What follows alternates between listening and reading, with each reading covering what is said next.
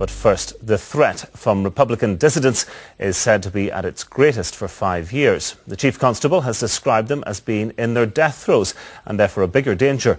The murder in Derry this week of Emmett Shields has also been linked to dissident groups in the city. So is violent republicanism gaining ground from its mainstream rivals in Sinn Féin? This afternoon, the Deputy First Minister, Robert McGuinness, who attended Emmett Shields' funeral, will be speaking at a Republican commemoration. He joins me now from our Foyle studio. Mr McGuinness, the Chief Constable says that these groups are in their death throes, but the evidence suggests perhaps the contrary, that they are in fact gaining ground. No, I wouldn't accept at all that they're gaining ground. These people have little or no support within the community. They certainly have no mandate whatsoever. But yes, a small number of people has the ability to engage in activities which are immensely destructive for individuals who are affected by it. And we've seen in the course of this week the disgusting murder of Emmett Shields, a young man whose family is steeped in Irish republicanism over the course of many generations, gunned down in his own city. And I think that's a terrible, terrible tragedy, but it's an even more terrible indictment of the activities of these groups. And I think the message to them has to be very strong and it has to be very clear. And it's quite clear now that these people have come to a fork in the road, where they either decide to move forward, holding intact their political aspirations by peaceful and democratic means towards Irish reunification, or into the cul-de-sac of self-serving militarism.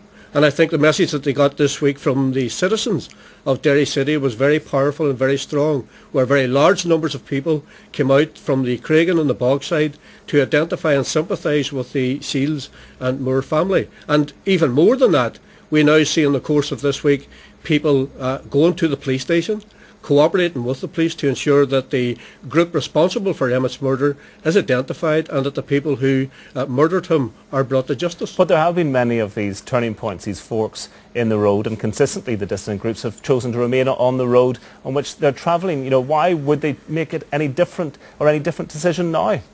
Well, I think that I would accept partly your analysis vis-a-vis the past, but I think that over the course of the last while, particularly in the context of institutions which sees Unionists and Nationalists and Republicans, and I suppose in the lead Sinn Féin and the Democratic Unionist Party, in a situation where we're attempting to move the process forward, I think a real choice now faces those people who believe that their political aspirations can be forwarded by engagement in activities which are hugely destructive for the community. And I think that in Derry, over the course of the last number of years, people have watched with disgust the activities of these groups as they attempt to poison the minds of a certain element of young people within our society. Thank heavens for us, the vast bulk of our young people have been very responsible and have not associated with these groups whatsoever.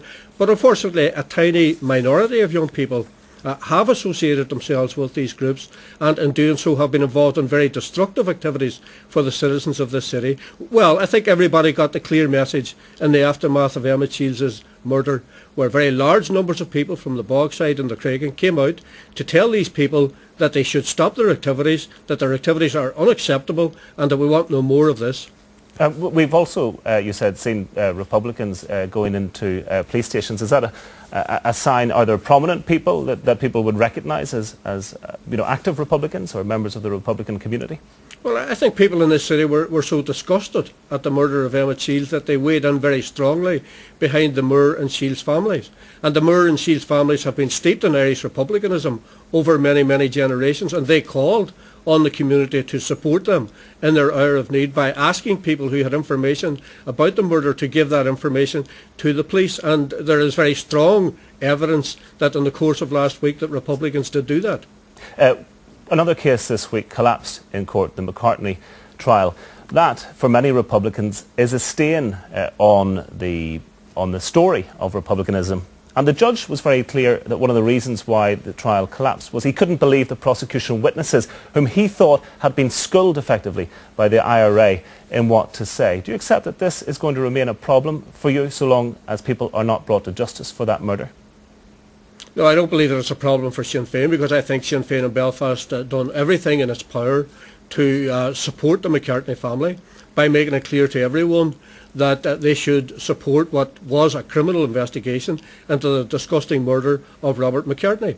And I have no doubt whatsoever that this case is far from finished. We have appealed consistently to anybody with any information to give that information to the police, because I do believe that it is vitally important that the murderers of Robert McCartney, not just for the sake of Sinn Féin, but for the sake of the entire process of justice, that these people are brought to justice and brought before the courts. And I think during the course of the case, it was made quite clear, and people can either believe or disbelieve what was said by the witnesses, but witnesses said that when they went to the IRA or spoke to the IRA, that the IRA advised them that they should go to the police and they should give whatever information that they had. But the IRA seemed to go a bit further by meeting witnesses on several occasions. Were they trying to tell them, what to say and what not to say?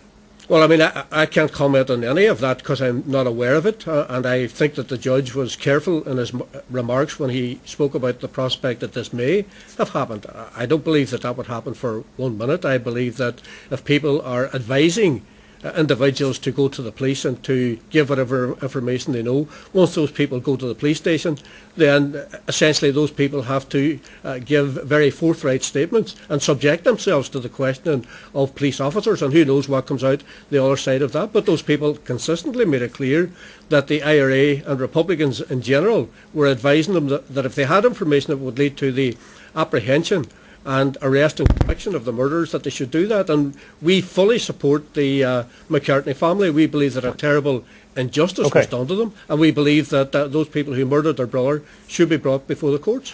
You've said that dissident Republicans need to make a decision now whether to support the current political process or continue on their path of violence. Sinn Féin doesn't seem to have been particularly happy with how things have been going politically recently. Does that not give succour to those who say that the politics isn't working whenever Sinn Féin has been threatening to pull down these institutions within recent weeks?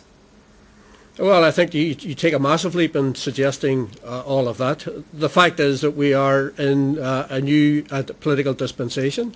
We are seeing a transition from Ian Paisley to Peter Robertson as First Minister, as joint First Minister of the North alongside myself. There are, yes, huge challenges ahead. There are issues to be resolved.